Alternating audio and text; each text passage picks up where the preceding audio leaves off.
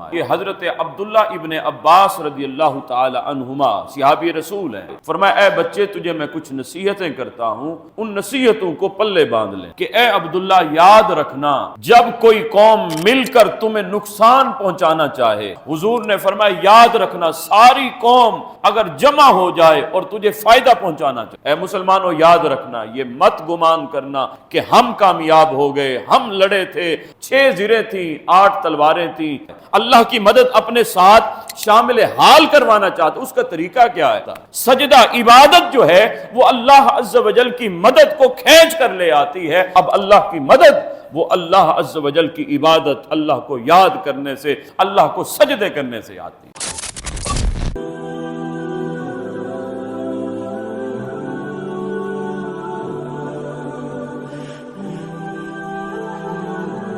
اللہ نے قرآن پاک میں فرمایا بل اللہ مولاکم، اے لوگو بلکہ اللہ عز و جل ہی تمہارا مددگار ہے، وہو خیر الناصرین، اور وہ سب سے بہتر مدد فرمانے والا ہے۔ اللہ عز و جل نے حضرت انسان کو ایک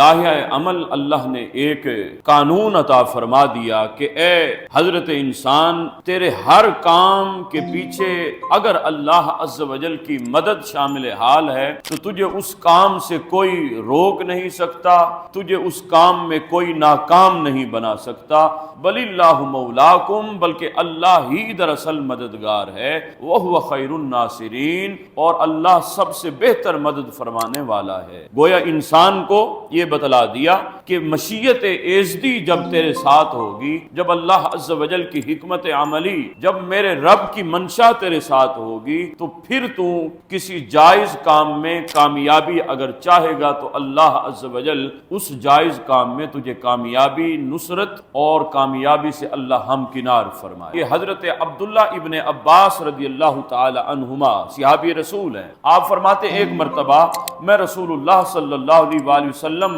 کے ساتھ سفر پر روانہ، یہاں تک کہ رسول اللہ صلی اللہ علیہ وسلم نے سواری کے بالکل عین پیچھے مجھے رسول اللہ صلی اللہ علیہ وسلم نے بٹھایا ہوا تھا، اور مجھے میرے آقا تربیت کے ساتھ کچھ باتیں سمجھا رہے، سکھا رہے۔ فرمایا اے بچے تجھے میں کچھ نصیحتیں کرتا ہوں، ان نصیحتوں کو پلے باندھ لیں۔ رسول اللہ صلی اللہ علیہ وآلہ وسلم نے فرمایا کہ یاد رکھنا اپنی زبان پر ہمیشہ سچ جاری و ساری رکھنا، اللہ عز و جل کی مدد تیرے ساتھ۔ اور حضور سرور دو عالم صلی اللہ علیہ وآلہ وسلم نے حضرت عبداللہ ابن عباس رضی اللہ تعالی عنہما سے فرمایا کہ اے عبداللہ یاد رکھنا جب کوئی قوم مل کر تمہیں نقصان پہنچانا چاہے، اگر وہ ارادہ کرے وہ تمہیں نقصان پہنچائے، وہ تمہارے کام میں وہ کہیں روڑے اٹکا دے، فرمایا اگر ساری قوم مل جائے وہ تجھے نقصان پہنچانے کے لیے جمع ہو جائے، فرمایا اگر اللہ نے ارادہ نہیں کیا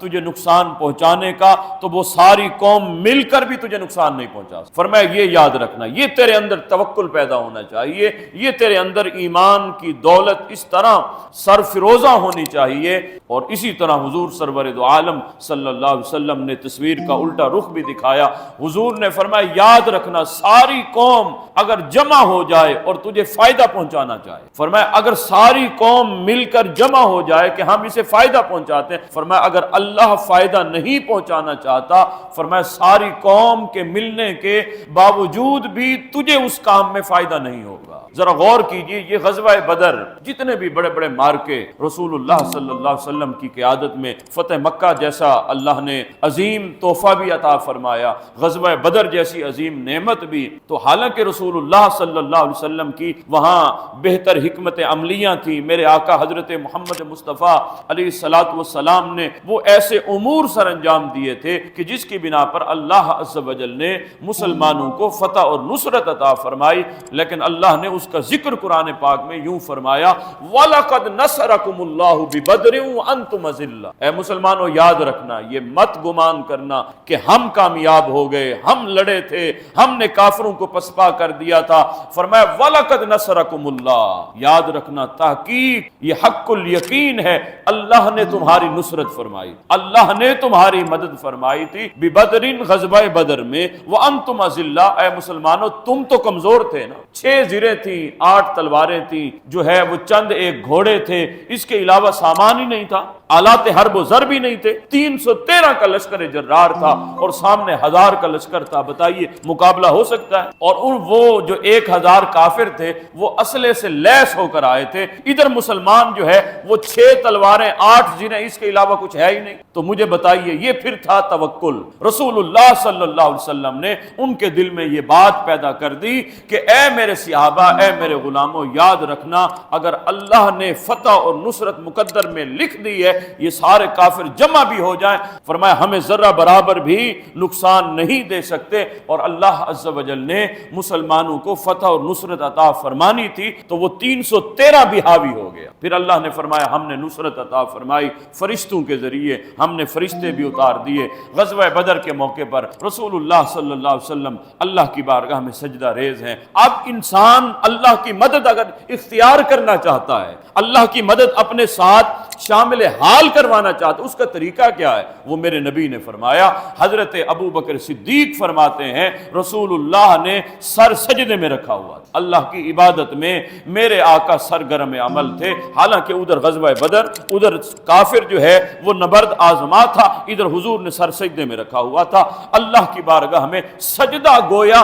اللہ کی مدد کا ضامن بن جاتا ہے۔ سجدہ عبادت جو ہے وہ اللہ عز و جل کی مدد کو کھینچ کر لے آتی ہے۔ رسول اللہ نے سر سجدے میں رکھا ہوا ہے، اللہ کی بارگاہ میں دعا کر رہے ہیں اللہم ان تہلک ہذہ العصابہ لم تعبد ابدا فی الارض ابدا۔ اے میرے مالک اگر یہ آج یہ جو میں نے ایک ایک کر کے یہ میں ایک چھوٹا سا گھونسلہ تیار کر کے آیا ہوں، مالک وہ طائف کی میری مشقتیں، وہ کبھی لوگوں نے پتھر مارے، کبھی میرے اوپر اوجھڑیاں بھی ڈالی، مالک مجھے کیا کیا ظلم و ستم کے ساتھ نہیں ان کافروں کا سامنا کرنا پڑا، مالک میں نے ہر ظلم جھیلے، ہر ایک تکلیف کا میں نے سامنا کیا، لیکن مالک میں نے ہر وقت کہا تو میرا مالک جے سونا میرے دکھ وچ راضی، میں سکھ نو چلے پاواں تے دکھ قبول محمد بخشا راضی رہن پیارے۔ تو حضرت محمد مصطفیٰ علیہ الصلوۃ والسلام اللہ کی بارگاہ میں آہوزاری کر رہے ہیں۔ حضرت ابو بکر کہتے ہیں یارو رسول اللہ کی یہ جو دعا تھی نا،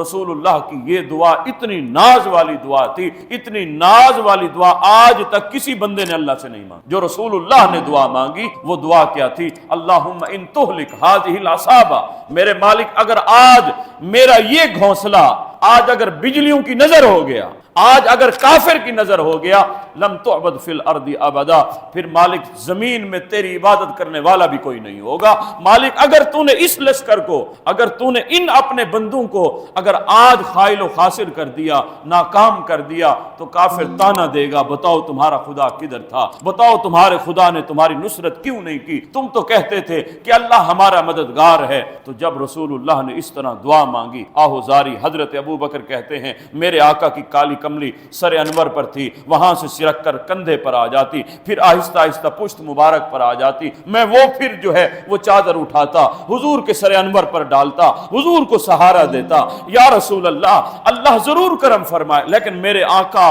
آنسو جاری ہیں، سبحان اللہ، میرے آقا کا گریہ جاری ہے، میرے آقا سجدے سے قوت حاصل کر رہے ہیں۔ پھر میرے آقا نے اچانک سر سجدے سے اٹھایا اور میرے آقا نے ابو بکر سے فرمایا ابشر ابو بکر، اے ابو بکر جاؤ مبارکباد دے دو، یہ دیکھو جبرائیل اللہ کی مدد لے کر آ گئے۔ تو حضرات ذی وقار اب اللہ کی مدد وہ اللہ عز و جل کی عبادت، اللہ کو یاد کرنے سے، اللہ کو سجدے کرنے سے آتی ہے۔